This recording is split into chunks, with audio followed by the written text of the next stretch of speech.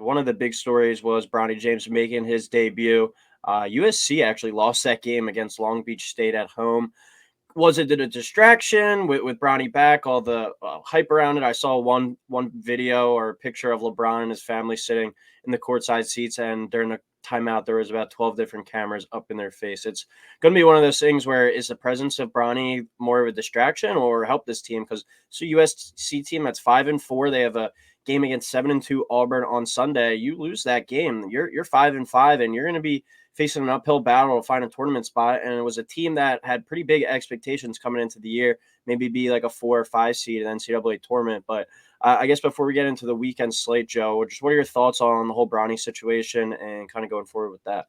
I mean, I think it's a good thing that he's back for sure. I mean, I left that out as well. I mean, with him coming back from that devastating scare in the offseason, that is obviously great to have him back on the floor. But now that he's back, just because he's LeBron's son, it's going to bring a whole nother cloud over the entire program.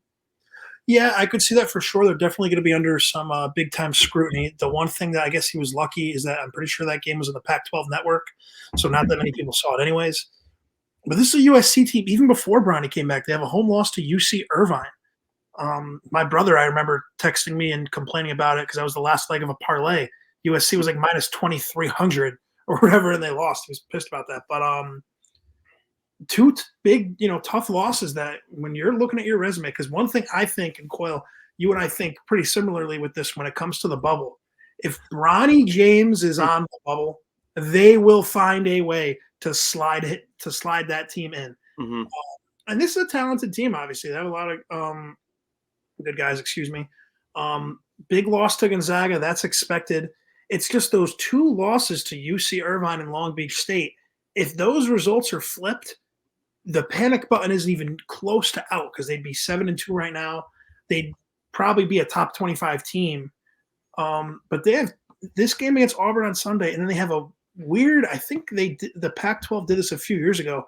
They go to Alabama State to end the non-conference schedule. That's probably going to be one of the biggest home games in Alabama State basketball history. It's probably going to be a crazy crowd there.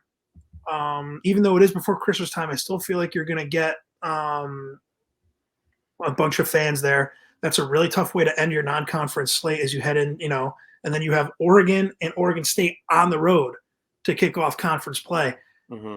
USC, if things go wrong at Auburn, you might be looking at a team that could be like 6-7 heading into January and in a really tough spot, really uphill battle in the Pac-12.